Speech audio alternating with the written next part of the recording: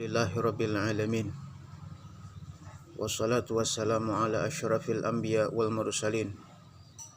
Nabiyur rahmah alladzi ba'atsahu Allah ta'ala rahmatan lil alamin wa ala alihi wa ashabihi al akramin wa tabi'in lahum bi ihsanin ila yaumiddin wa anna ma'ahum wa fihim bi rahmatika ya arhamar rahimin. Amma ba'du. Saudara-saudaraku yang dirahmati oleh Allah Subhanahu wa taala, dalam kesempatan yang mulia di pagi hari ini kita ingin mengambil keberkahan daripada sedikit ilmu yang kita petik dari salah satu kitab sirah, yaitu kitab yang bernama Subulul Huda war Rasyad fi Siyari Khairil Ibad, yang mana di sini menerangkan tentang Syaqqus Sadr. Kitab ini adalah salah satu daripada kitab yang berisikan tentang sirah nabawi atau perjalanan kehidupan Rasulullah sallallahu alaihi wasallam. Dan di sini membahas tentang Syaqqus Sadr atau dibelahnya dada Rasulullah sallallahu alaihi wasallam dan juga hati beliau. Allah Subhanahu wa taala berfirman, "Alam nashrah laka sadrak." Yang artinya, bukankah kami telah melapangkan bagi engkau wahai Muhammad sadrak, akan dada engkau.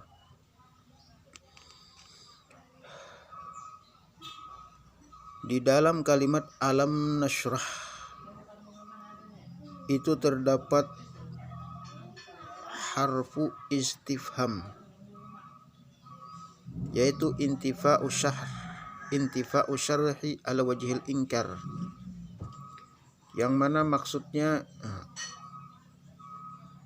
menjelaskan, Allah Subhanahu wa taala ingin menjelaskan tentang mubalaghah, bersengatannya fi itsbati syarh, di dalam Allah Subhanahu wa taala melapangkan akan dada Rasulullah sallallahu alaihi wasallam. Alam nashrah, bukankah? Ini menunjukkan betapa Allah Subhanahu wa taala betul-betul melapangkan dada Rasulullah sallallahu alaihi wasallam. Disebutkan bahwasanya Allah Subhanahu wa taala berfirman di dalam ayat tersebut, alam nashrah, dengan kalimat alam nashrah laka sadrak, bukankah kami telah melapangkan bagi engkau akan dadamu. Allah taala tidak berfirman atau tidak menggunakan kalimat alam nashrah sadrak, bukankah kami telah melapangkan dadamu. Tetapi Allah Subhanahu wa taala berfirman, alam nashrah laka sadrak, bukankah kami telah melapangkan bagi engkau akan dadamu. Jadi di situ digunakan kalimat laka yang artinya bagi engkau. Kata para ulama, maksud kenapa Allah Subhanahu wa taala menggunakan laka atau yang artinya bagi engkau, itu kata para ulama mufassir, maksudnya adalah aili ajlik. Alam nashrah laka sadrak aili ajlik, bukankah Allah Subhanahu wa taala melapangkan dada engkau li ajlik, untuk engkau, karena engkau. Dikarenakan dengan dilapangkannya dada Rasulullah sallallahu alaihi wasallam itu, maka mudahlah Rasulullah sallallahu alaihi wasallam itu menerima akan wahyu dan firman-firman Allah Subhanahu wa taala. Dan juga kata para ulama,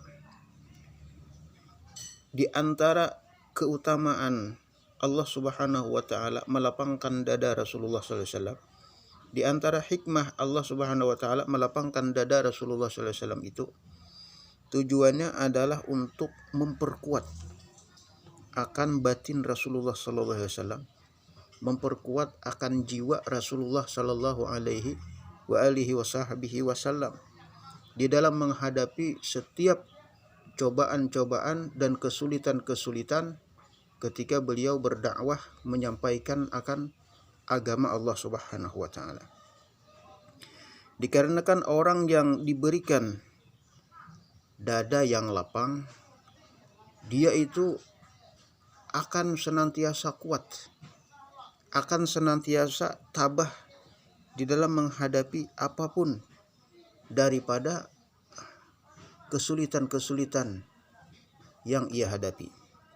Dan di samping itu juga disebutkan oleh kata para ulama, maksud atau hikmah Allah Subhanahu wa taala melapangkan dada Rasulullah sallallahu alaihi wasallam itu tujuannya untuk menghilangkan daripada was-was, baik itu daripada was-wasnya syaitan ataupun was-was yang berasal daripada manusia. Sehingga ketika Allah Subhanahu wa taala melapangkan dada Rasulullah sallallahu alaihi wasallam, maka bersihlah dada beliau dari setiap was-was, daripada setiap bisikan-bisikan yang sebelumnya itu bisa masuk ke dalam dada Rasulullah sallallahu alaihi wasallam.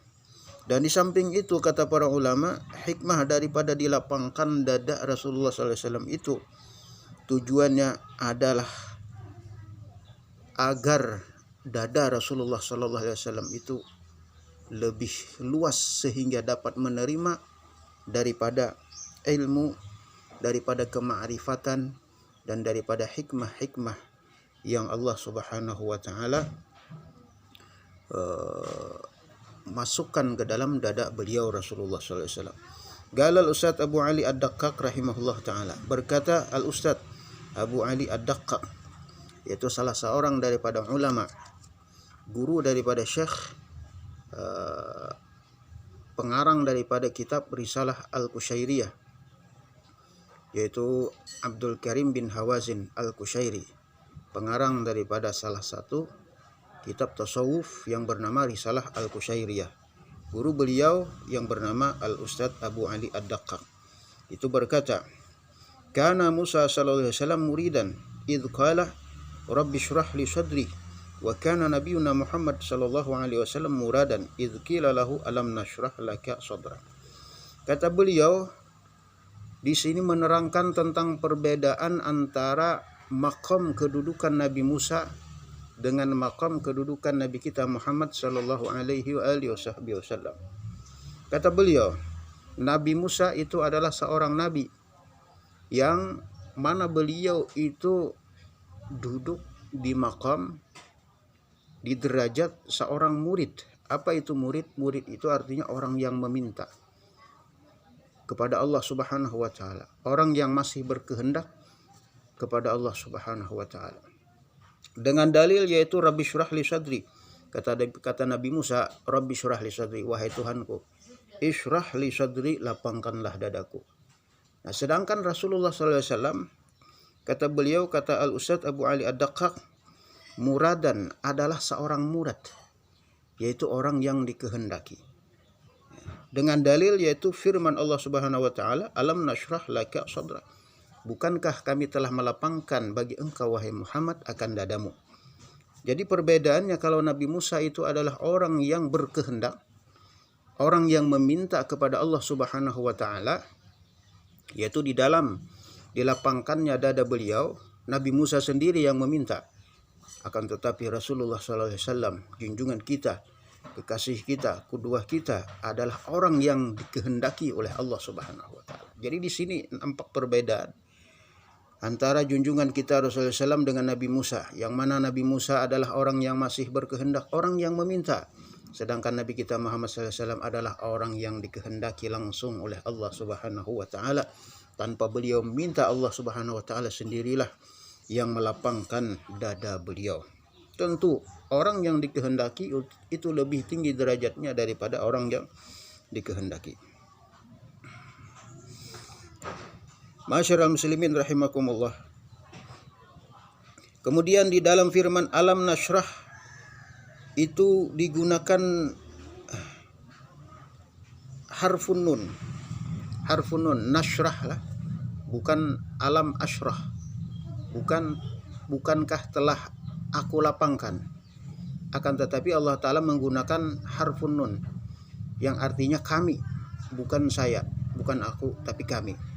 Itu kata para ulama, nun di situ adalah nunul azamati, nun yang menunjukkan keagungan daripada derajat ketuhanan, nunul azamati. Hikmahnya apa? Li'anna azamatil mun'im tadullu ala azamatin ni'mah. Dikarenakan agungnya orang yang memberikan nikmat, yaitu harfun nun itu tadi. Tuhan atau Allah Subhanahu wa taala, makam ketuhanan yang telah memberikan kenikmatan itu tadi menunjukkan akan besarnya nikmat yang Allah Subhanahu wa taala berikan kepada Rasulullah SAW. Agungnya yang memberi itu menunjukkan betapa agungnya nikmat yang ia berikan.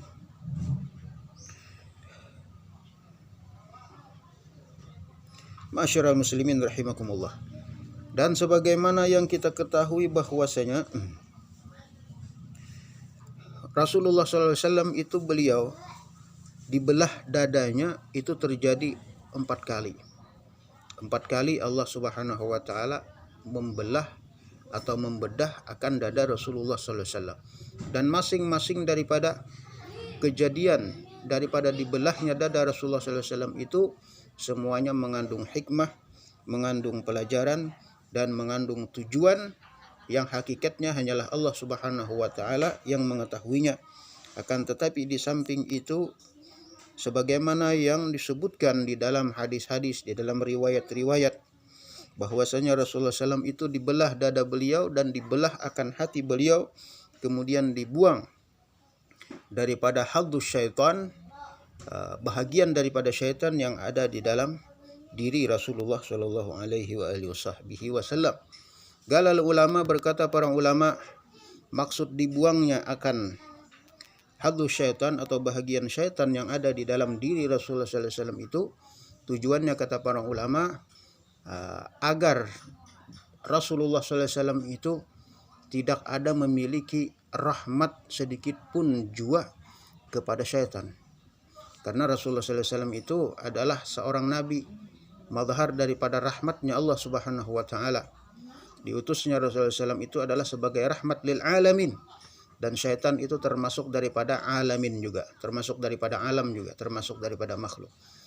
Jadi dihilangkannya rahmat atau dibelahnya dada Rasulullah SAW dan dibuangnya hadus syaitan, itu maksudnya adalah hadur rahmah li syaitan, dibuangnya sifat rahmat Rasulullah SAW, kasih sayang Rasulullah SAW kepada syaitan, sehingga di dalam hati Rasulullah SAW, di dalam diri Rasulullah SAW itu tidak terdapat lagi rahmat bagi syaitan. Dan juga sebahagian daripada ulama mengatakan bahwasanya di antara hikmah daripada dibelahnya dada Rasulullah SAW itu tujuannya untuk Allah Subhanahu wa taala mengambil akan mitsak perjanjian kepada Rasulullah sallallahu alaihi wasallam. Akhdhuhu, yaitu Allah Subhanahu wa taala mengambil perjanjian perjanjian kepada Rasulullah sallallahu alaihi wasallam. Dan insyaallah pada kesempatan yang berikutnya kita akan menjelaskan tentang sedikit daripada rincian dibelahnya akan dada Rasulullah sallallahu alaihi wasallam, baik itu belahan yang pertama, yang kedua, yang ketiga, dan yang keempat. Wabillahi taufik wal hidayah. Wassalamualaikum warahmatullahi taala wabarakatuh.